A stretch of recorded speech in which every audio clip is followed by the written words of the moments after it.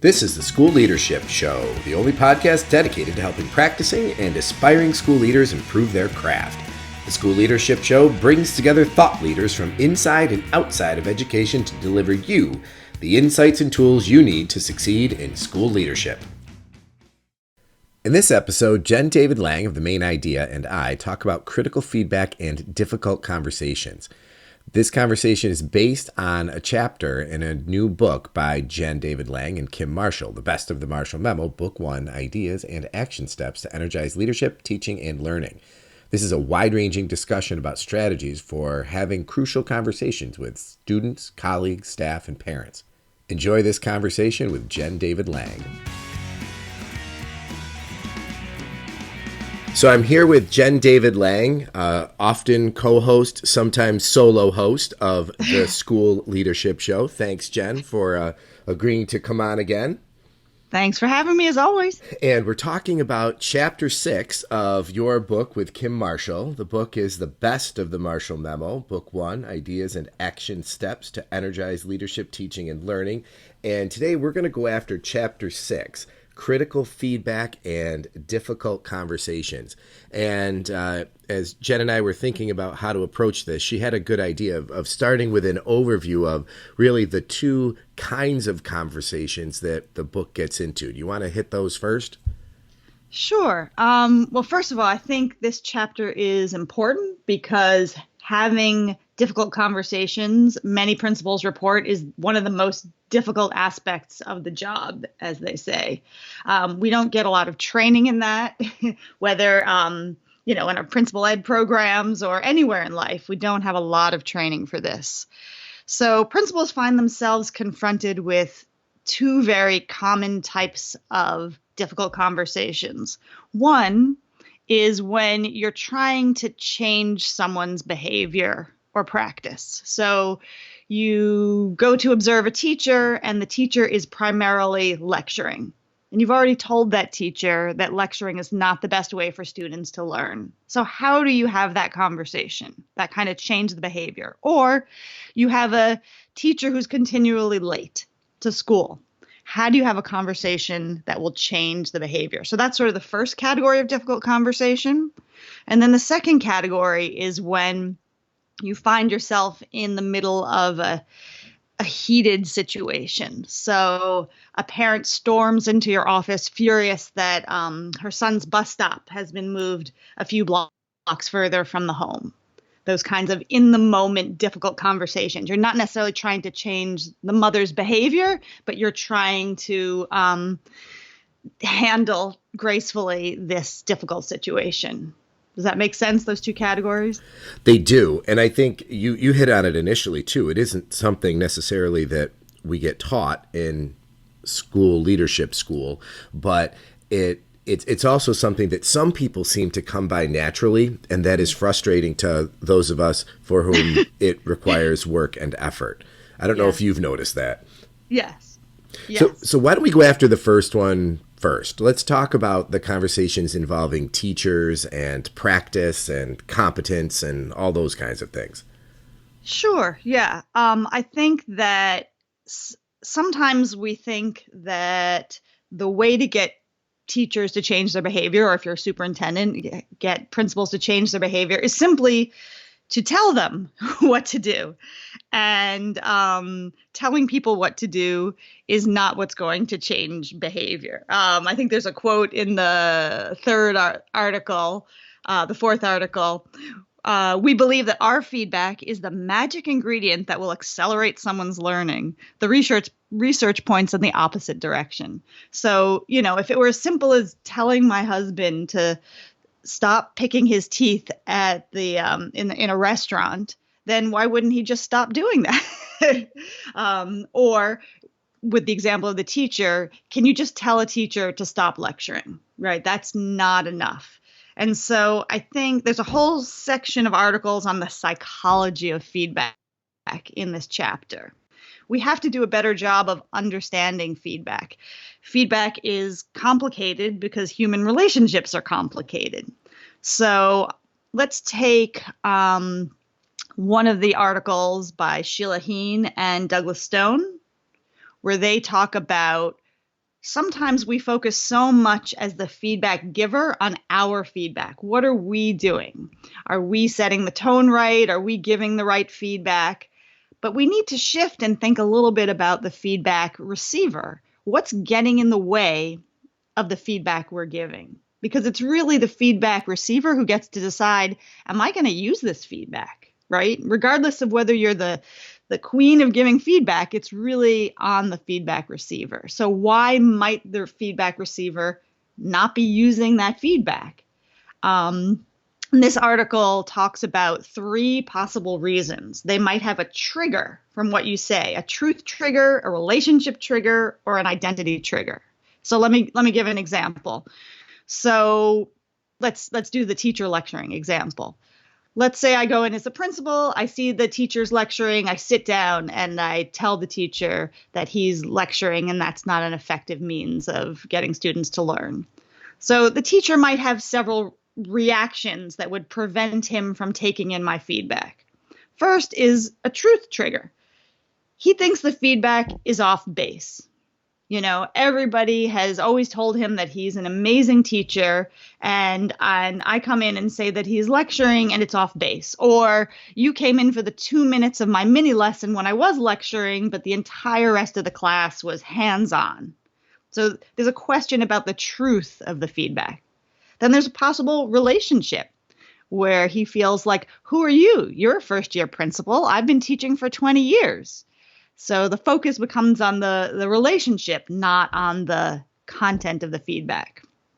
Or an identity trigger. Like I said before, this teacher may think of himself as the world's best teacher, and I'm giving him feedback that attacks a core belief that he has about himself. So these are 3 examples of how it's not so simple just to tell people to do things and they will change. So what are some of the strategies for getting past that? If those are some of the triggers, what's the best way for feedback givers to navigate that?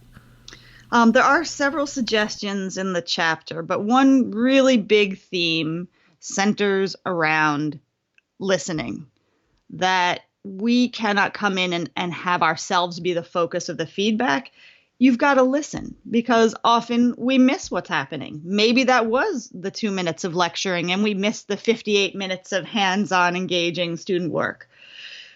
It has to be a conversation. It has to be a 2-way conversation in order to get at what's really going on. So one suggestion is simply to listen and to have a dialogue, not to have a one-way conversation. Go ahead. Well, I was going to say, just like even asking probing open-ended questions for understanding. So tell me about what I saw when I came in. Yep. And can you put the time that you were talking in front of the class into context for me? How did that fit into the rest of what went on during the lesson? So things like that, right? Absolutely. And that can be hard because we think as a leader, we have the answers, and it's hard to suspend that judgment and ask those questions truly with the aim of getting the answer and listening to the answer about what's going on. So one thing is simply to listen. The second thing is to focus on receiving feedback, helping our teachers with getting better at receiving feedback. So you might run a workshop where you make teachers aware of these 3 types of triggers that I talked about. They might not have ever thought about those things before. So that when they're in the midst of hearing what you have to say about them lecturing and they're starting to get agitated, they might be able to think to themselves, oh, this is a relationship trigger. You're a first-year principal. Okay. But where can I find some of the truth in that feedback? You might be a first-year principal. Your feedback might be off base, but is there something in there I can learn from? Is there something I can change? So really talking with your teachers about the process of receiving feedback. The 11th article, the author talks about giving feedback on receiving feedback. So it gets a little bit complex, but the idea is to help the person realize that they are becoming defensive or they are jumping to fight or flight. They're yesing you or they're clamming up. And it's a skill to be able to receive feedback. And the third thing to do is really you've got to model it from the top. If you're the principal, you really have to be actively soliciting feedback, putting structures into place to regularly get feedback, whether that's that suggestion box or, at the end of every meeting, collecting feedback. And you've got to demonstrate that you've really listened to and incorporated their feedback. So, you have a faculty meeting and you do some professional development, and then you save the last few minutes for some anonymous feedback. And then the next time you're meeting with your teachers, you've got to say, I went through the feedback that you all gave me, and I realized that I was not being clear about X, or I realized I didn't allocate enough time for Y. So now today, when we do this meeting today, I'm going to allocate more time for fewer items. And you really have to model that it's okay to be wrong. And you yourself are listening to and using feedback. Yeah, that makes sense. And that's easier for some people to do than it is for others. But I think you're right. I think by modeling it, that's the only way people will feel like it's coming from a place of sincerity. Otherwise, it just feels like it's something you're doing to them. Yeah. Yeah. And, and you can even say to them, can you give me some feedback on how I'm giving feedback to you? So, it seems like this is frustrating to you. So what could I be doing differently? And the teacher can say, you always seem like you're in a rush when we're meeting and you're giving me feedback. Or you only visit my class for 3 minutes at a time and my activities take longer to really get into. So you can simply ask a teacher, is there anything I can be doing better about observing you and giving feedback, or reading your lesson plans and giving you feedback? Well, and I wonder too, how much of it with supervisors who give effective feedback and model it for teachers, I wonder how that translates into teachers giving better feedback to their students overall. Because if teachers are engaged in a positive feedback loop with their principal, where they're getting better at receiving it and they're recognizing what giving good feedback looks like in their principal, if that ends up being the tide that lifts all boats. Absolutely. I think that you really need to have a strong feedback culture throughout the school. And so if teachers can begin to see the value of receiving and using feedback and incorporate some of those same strategies into their own classrooms. I mean, clearly telling teachers students aren't engaged is not as powerful as giving them one specific strategy to get, all students engaged in an activity. That will help teachers realize, you have to be more specific. You have to be action oriented if you want the person listening to the feedback to change. And certainly that's the same as a teacher. If you are grading an essay and, the thesis is weak, writing, hey, this thesis is weak, does not do the same thing as giving one specific action step to the student. Well, and I think that kind of gets into one of the articles, the fourth article around, that was the one from Marcus Buckingham and Ashley Goodall. And they talked about, at the end of the article, at the end of the summary there, some suggestions. So instead of saying something like, can I give you some feedback? Say something like, here's my reaction. So you're putting it on you, you're not putting it on them. Or instead of saying, good job, say, here are 3 things that really worked for me. What was going through your mind when you did them? There's one in here that I don't necessarily agree with. It's, I'm trying to find it now. Oh, instead of saying, here's what you should do, say, here's how I would do it. And I personally don't like that one, because then I feel like it becomes about the principal. Instead, I would say something like, here's how I've seen other teachers do it. So that it's still about teachers. It's not about, I'm the one who knows all about teaching and learning.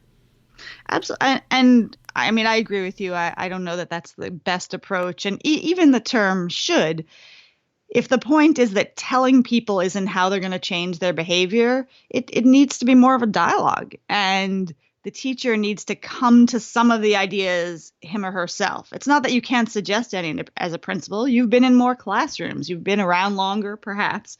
You can certainly suggest ideas, but it's really having a dialogue.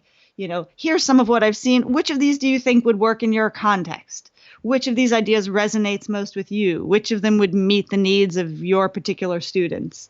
So that it is more of a dialogue rather than here's what I would do. That's still top down and telling the teacher what to do. Exactly.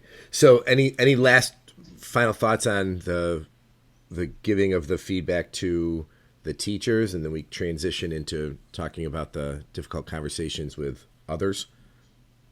It's a huge topic. This is just the tip of the iceberg, but there are some good suggestions in these articles for ways to interact with teachers and give them feedback. So let's move on and just know that it's a huge topic. It is a huge topic. And I think you and Kim did a really good job choosing the articles and weaving them together.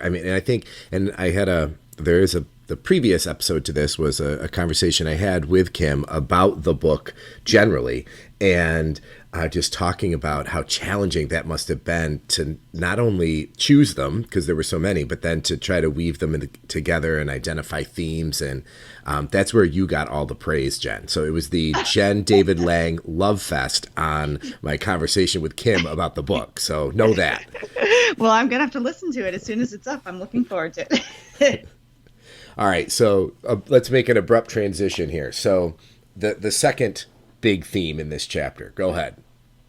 Sure. So, this is when, like I said, the angry parent storms in because you've moved the bus stop or it's been moved. And we should tell everyone, we recently did a workshop together on this topic of crucial conversations to a group of school superintendents in New York. So you and I also have some experience working together on this. Which, by the way, I have to tell you, they say you never really learn something until you've had to teach it. And yes. It's like after we did that workshop, I have found that language and some of those strategies creeping into a bunch of different conversations, both in my professional life and my personal life, and in coaching other people in having their conversations with other people. Yeah. So yeah. It's good. And that work was based primarily on the book Crucial Conversations, Tools for Talking When Stakes Are High. So that was one that that Jen and I kind of used as a basis for that work. But yeah, I don't know. I think it was good. We got good feedback anyway. Yeah, we did. That's a good point. But yes, and I think you also bring up another point, which is that these skills are helpful for your work life and your personal life. That sometimes we have conversations in our family where we need a teenager to change behavior. And sometimes we find ourselves in the middle of a heated conversation. So you can get a 2-for-1 if you read the chapter or deal with some of these issues. So there's fewer articles in here about the sort of heated conversation. But one of the ones that I like to address this issue is the Jennifer Gonzalez article. And she really says that the very simple act of acknowledging the thoughts and the feelings of the other person really eases tension, builds trust, and gets you to a solution faster. Just the simple act of acknowledging the person's feelings. That doesn't mean you agree with them. Doesn't mean you agree that, a parent should be storming into your office or a teacher should be speaking poorly about another teacher in the staff room. But you're acknowledging their feelings. And I think that comes down to people wanting to be heard. And just like with trying to change behavior, that there has to be a questioning and listening component. So she sort of describes a very simple 3-step process. And I think that it's not that everyone should adopt this process, but I think that every principal should have a very simple way that they diffuse situations that's, laminated and above their desk or in their phone or really memorized so they know how to deal with these things. So her simple 3-step process is, first, paraphrase what they're saying. Make sure that you've heard it right, because sometimes in the moment you're so rattled, you're not even going to focus on the right part of what they're saying. So a very simple sentence starter. Let me see if I'm understanding you right. So that's for the angry parent, the upset student who's sobbing in your office, the teacher who's frustrated. Let me see if I'm understanding you right. And just try to paraphrase briefly what they're saying. So one is paraphrase. Second is to acknowledge their emotion. So that sounds frustrating. That sounds frustrating that now your son has to walk 3 additional blocks in the dark because the bus stop was moved. That's frustrating that the other kid in your class grabbed your pencil from you. So just really helping them feel heard. And finally, communicating your acceptance. And this is really hard if you don't agree with what they're saying. But just say, I can understand why you might feel that way. I can understand why you might have taken the day off from work and come right into my office to address this. I can understand that. And it's really just listening, reflecting, and validating to help diffuse an immediately tense situation. And I'll tell you from my experiences both working with upset staff, parents, students, is that a lot of times the conversation ends there. The person just wanted to be heard and have somebody else acknowledge that, yeah, that was unpleasant. And the best is with kids. I remember a couple of times saying to a student, wow, you seem really angry. And the kid will be like, yeah, I'm angry. You want to know why? And then they'll go ahead and tell you.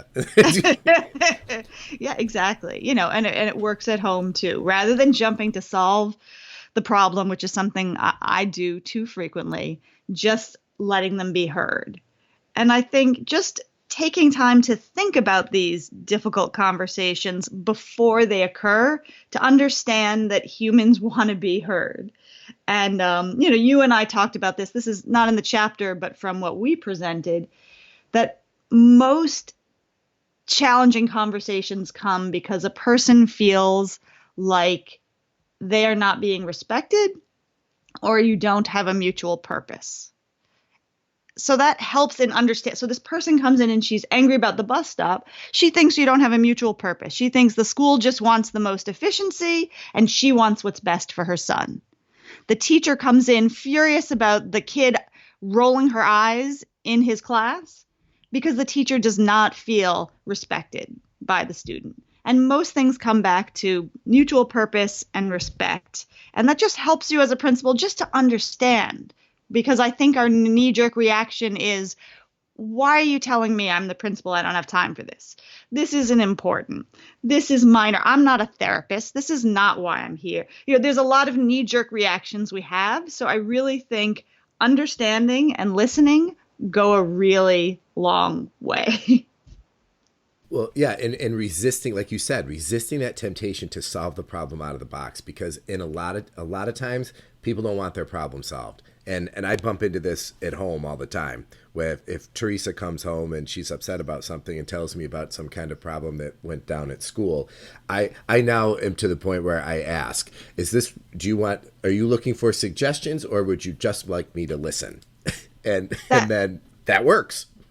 That is perfect. I mean, that line right there, if school leaders can write that down and put it in front of the desk, because I do. Sometimes it's really not a problem you need to solve. Sometimes someone just needs to blow off steam and be heard. And like you said, you do that and it's over. I like to tell people that they are not the vanilla ice of school leadership. In that it's not, if you got a problem, I'll solve it. Yeah, that's even better, because that's sticky. That will stick in their heads. I love that. You're not the vanilla ice. I'm going to use that one, Mike. And then the last thing, is if you have some kind of chronic problem, right? A teacher coming in late, or a student who is chronically rolling her eyes, or a parent who is coming in furious and busting into your office. Sometimes you have the opportunity where you're not in the middle of a difficult conversation, but you have one that you need to conduct. And the advice is absolutely address the problem. Two big common mistakes that school leaders have is ignoring behavior that's not okay, or addressing the whole staff or the whole parent body rather than one individual. And, in the 9th article, I like what Corey Mitchell says. Dealing with negative people is never easy. It's never fun. But if you don't do it, nothing about your job is fun. And you really can't let it go. It's really modeling awful. It's sending an awful message to the rest of the teachers. If one teacher is always spreading criticism and fuming, sharing negative thoughts and feelings, and you don't do anything to address it, you're really harming the entire school culture. So you need to carve out the time to have a private one-on-one conversation. And what I think a lot of people don't realize is what school leaders don't realize is they put a lot of time into planning good faculty meetings. They put a lot of time into planning professional learning, but they don't think about these meetings as an opportunity to plan. So if you're going to talk to a teacher who's chronically late or chronically negative, I would suggest that you craft an agenda in the same way you would for a professional learning session, where you really give the person an opportunity to talk and hear their side. And you really give an opportunity to ask some questions and understand the context. And then you move toward not telling them what to do, but having a dialogue. You go light at first. You don't have to go heavy at first. But as soon as you see a problem, you want to nip it in the bud. You want to have an opportunity to listen and ask questions, and then to brainstorm together about what could be done. Because a lot of why people don't change their behavior is either because of will or skill. And we don't know which one it is until we talk to them. So are they lecturing, or are they arriving late to school because that's what they want to do and they think that's okay? Or is it because they don't know how to do it otherwise? So we need to sort of have an opportunity to brainstorm what are some solutions. They often don't know any other way than what they're doing. Well, and I think your point about preparing for the meetings is really, really important, because for a couple of reasons. One of them is that you as the leader might be having a dozen meetings like this a week. That teacher might have 2 meetings like that in her career.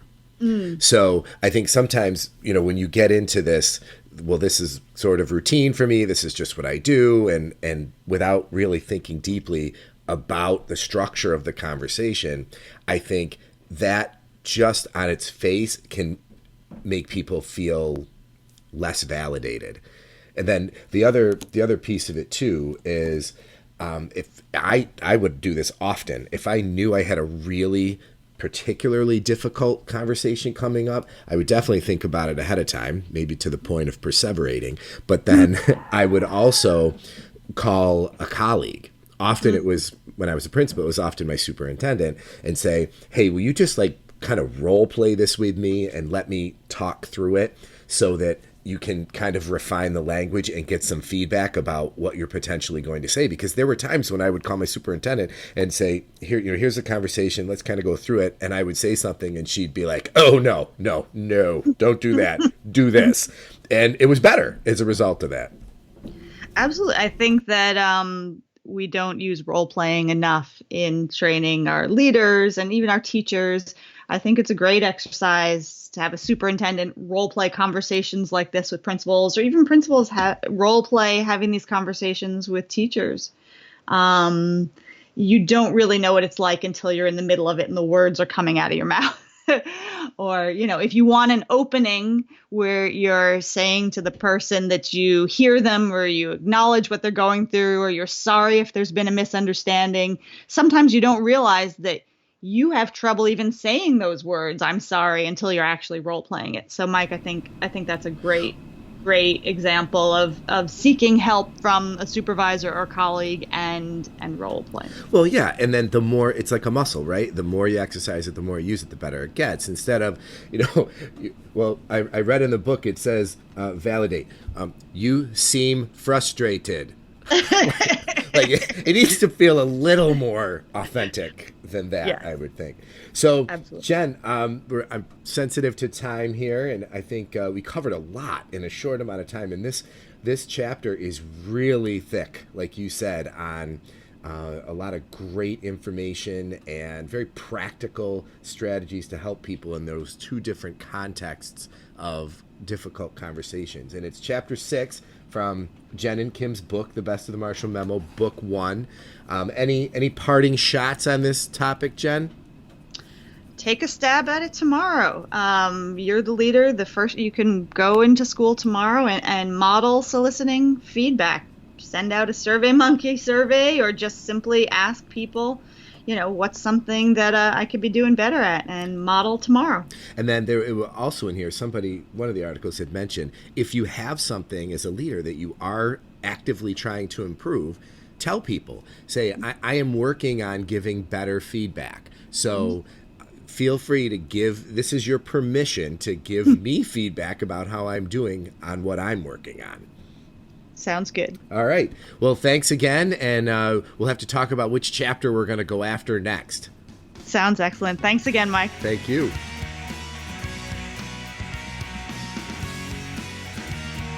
Thanks for listening to this episode of the School Leadership Show, a podcast for aspiring and practicing school leaders. Send your comments, questions, and show ideas to me, Mike, at schoolleadershipshow.com. And please consider rating the podcast in iTunes and leaving a comment. And definitely pass the show along to your colleagues.